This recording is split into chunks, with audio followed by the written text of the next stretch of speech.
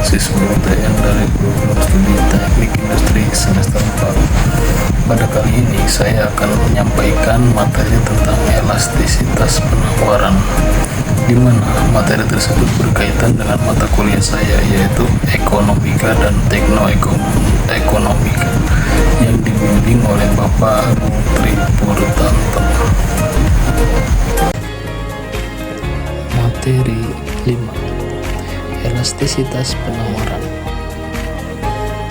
Topik yang akan kita bahas ada 3, yaitu pengertian elastisitas penawaran, faktor-faktor yang mempengaruhi elastisitas penawaran, elastisitas jangka pendek dan jangka panjang.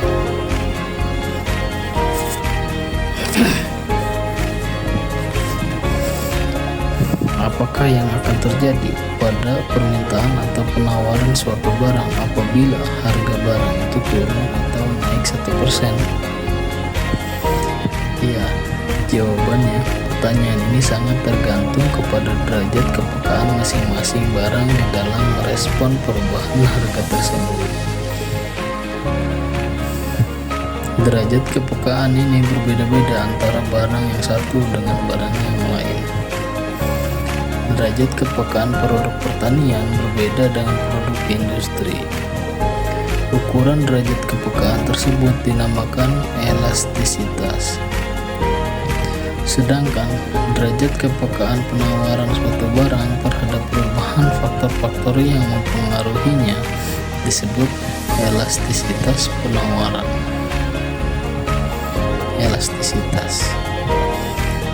Elastisitas adalah sebuah ukuran seberapa banyak pembeli atau penjual berespon terhadap perubahan kondisi pasar.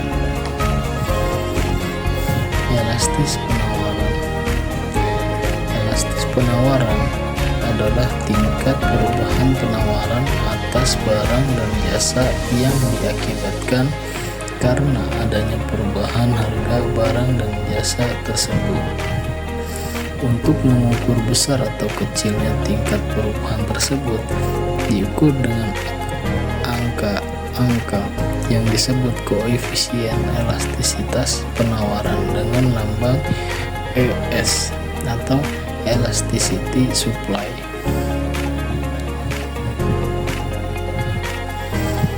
Faktor-faktor yang mempengaruhi elastisitas penawaran. Sama seperti permintaan, faktor-faktor yang mempengaruhi elastisitas penawaran juga berkaitan dengan jumlah persediaan. Namun, ada faktor lainnya yang mempengaruhi tingkat penawaran barang. Berikut penjelasannya setiap faktornya. Yang pertama, jumlah persediaan. Apabila perusahaan menyiapkan persediaan barang dalam jumlah besar, kurva penawaran akan lebih elastis. Hal ini dikarenakan perusahaan tersebut bisa segera memasok barangnya ke pasar jika ada permintaan dari konsumen atau masyarakat. Jika stok habis, perusahaan bakal kesulitan memasok barang sehingga kurva penawaran akan menjadi inelastis. Yang kedua, mobilitas faktor produksi. Faktor produksi adalah sumber daya yang digunakan dalam proses produksi barang atau jasa. Dalam hal ini, mobilitas tinggi pada faktor produksi memungkinkan produsen menyesuaikan kapasitas produksinya secara fleksibel. Dengan begitu, elastisitas penawaran menjadi lebih tinggi.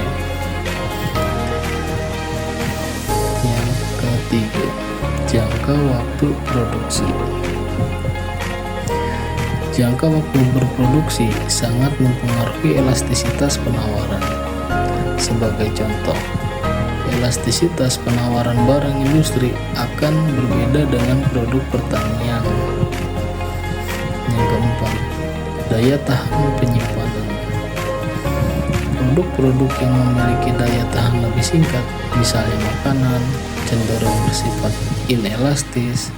Sebaliknya, Produk yang berdaya tahan lama, misalnya kulkas, mesin cuci, mesin jahit, dan kompor gas cenderung lebih elastis.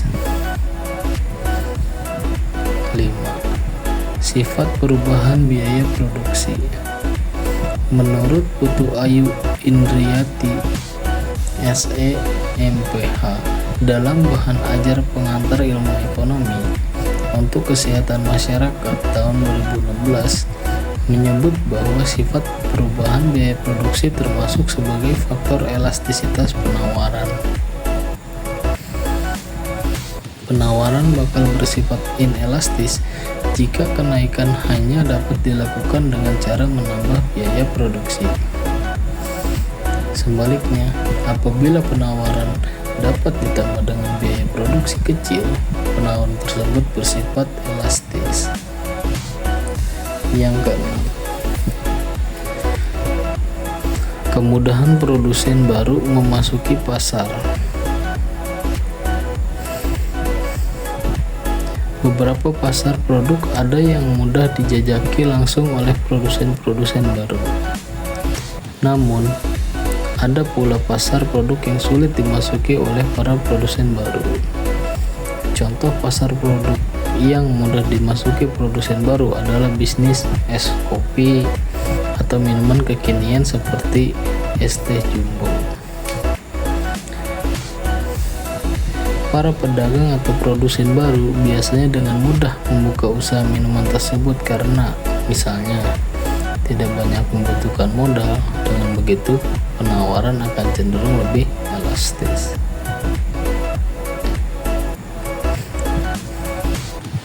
Berikut adalah presentase atau grafik elastisitas harga penawaran. Persentase dalam persen dalam jumlah yang ditawarkan akibat perubahan persen dari harganya. Kita bisa lihat di grafik yang P1.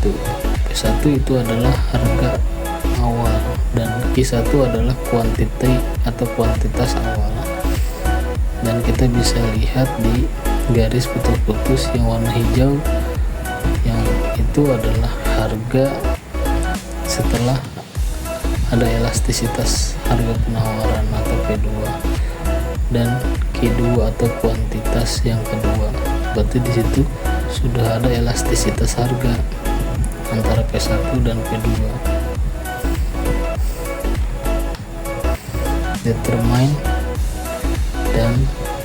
Determinan dari elastisitas penawaran.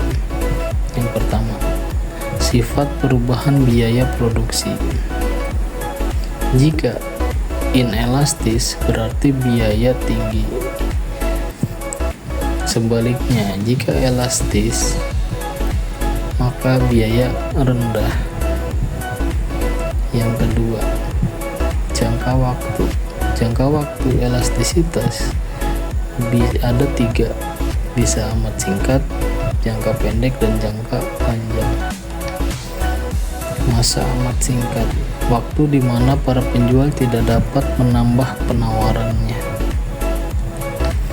Yang kedua, jangka pendek. Elastisitas jangka pendek yaitu jika dimensi waktunya 1 tahun atau kurang. Biasanya para penjual dapat menambah penawaran dengan menaikkan faktor produksi. Berikut adalah harga dan kuantitasnya atau jumlahnya beserta grafiknya. Yang ketiga, jangka panjang. Elastisitas jangka panjang yaitu jika dimensi waktunya lebih dari 1 tahun atau lebih. Biasanya produksi dan jumlah barang yang ditawarkan dapat dengan mudah ditambah.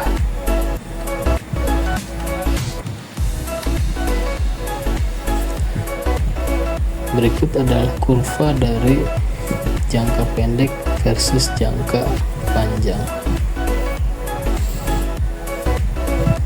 Karena keterbatasan kapasitas, perusahaan dibatasi oleh kendala output dalam jangka pendek. Dalam jangka panjang, mereka dapat memperluas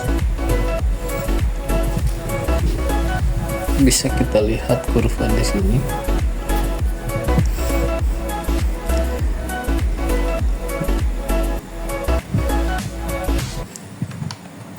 Elastisitas jangka panjang, elastisitas jangka pendek versus jangka panjang. Harga meningkat memberikan insentif untuk memperluas kapasitasnya.